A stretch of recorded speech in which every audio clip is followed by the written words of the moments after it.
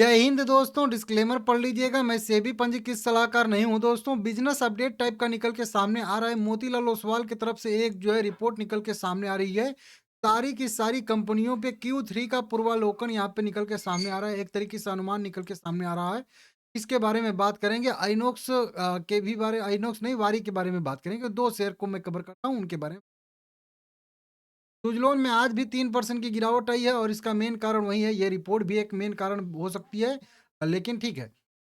49 रुपये 30 पैसे current price trade कर रहा है 3% की गिरावट के साथ। मार्केट में भी गिरावट है और उसके बाद आज फ्लैट ट्रेड कर रहा था। एक बार के लिए मार्केट में रिकवरी आई थी तो ये भी फ्लैट गया था, लेकिन उसके बाद फिर से गिरावट आ गई। एक महीने, एक वीक, इस साल कोई भी टाइम फ्रेम ले लीजिए, गिरावट में ही शेयर ट्रेड कर रहा है।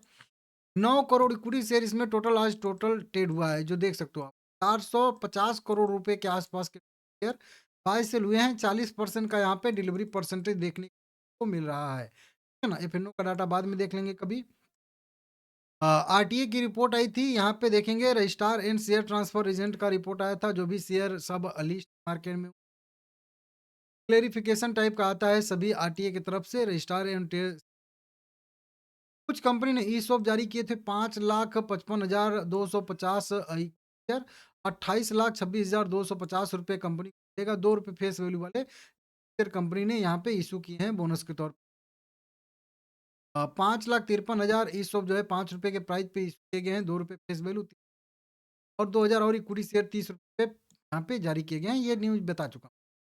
अब जो नई न्यूज़ आ रही है ना, वो ये वाली न्यूज़ आ रही है कि यहाँ पे मोतीलाल ओसवाल फाइनेंस लिमिटेड का सुजलोन, टाटा पावर, वारी, आइनॉक्स, आईईएक्स कह लीजिए, आइनॉक्स विंड, एनटीपीसी और एसीएमई जो है सोलर।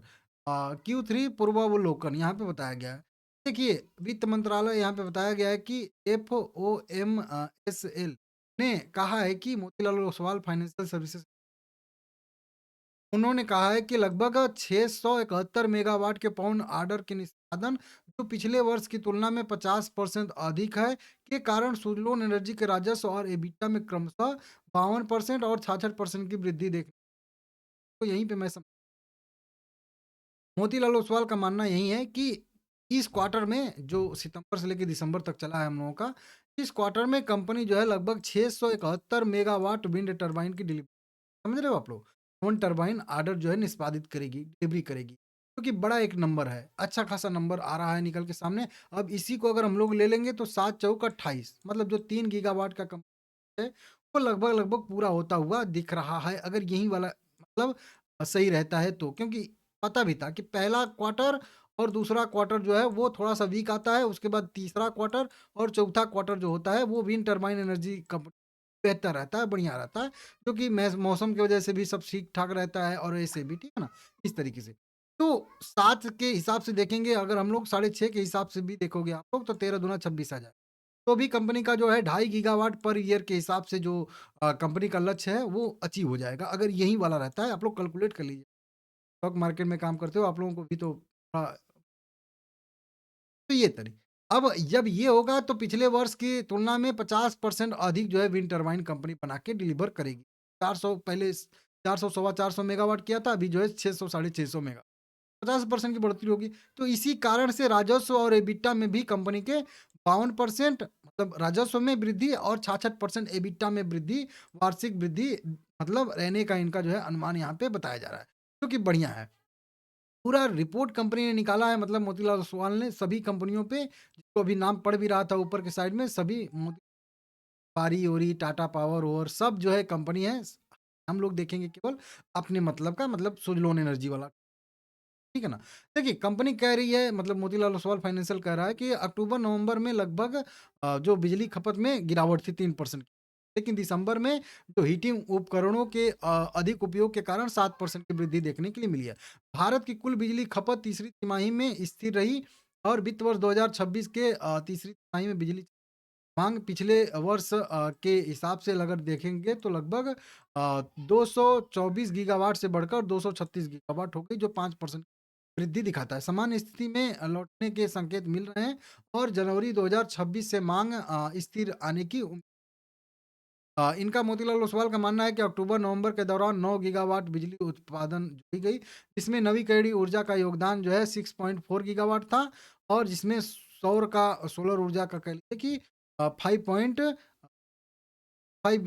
गीगावाट था और तापीय ऊर्जा का योगदान 2.2 गीगावाट। ठीक है ना? भारत में बिजली की माँग वित्त वर्ष 2025 पार से धीमी रही है और वित्त वर्ष 2026 में इसमें और कमी की संभावना यहाँ है क्योंकि मानसून जल्दी आ गया था, बरसात जल्दी हो गई थी और हल्की गर्मी यहाँ पे है, इस तरीके से। तो अभी निकट भविष्य में भी वही मतलब इसी तरीके का इनका मार्केट रहने वाली है, इस तरीके से बताया जा रहा है। अब सुज़लोन के बारे में वही चीज़ फिर से लिखा गया है कि इसका जो है 671 मेगावाट का विंड टर्बाइन की डिलीवरी होगी, 50-52% राजस्व में और 66% कह लीजिए कि एबिटा में वृद्धि इनके देखने के लिए मिल सकती है, ऐसी संभावना।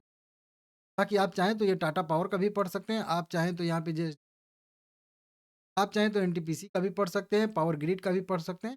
बाकी हम लोग बात करेंगे वारी एनर्जी की बात। वारी एनर्जी की बात करेंगे तो 2025 15 गीगावाट से बढ़कर जो है इनका मॉड्यूल क्षमता जो है वो 23 गीगावाट और जो है 5 गीगावाट सेल निर्माण लाइन स्थिर होने के बाद मार्जिन में सुधार का कारण यहाँ पे बना हुआ है।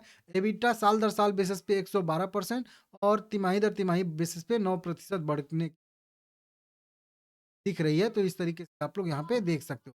अब वारी एनर्जी में एक और भी खबर निकल के सामने आ रही है ऑफिशियल, उसको बताऊँगा। फिलहाल मैं सुज़लोन को कवर कर नहीं तो चलिए देख ही लेते हैं वारी का भी।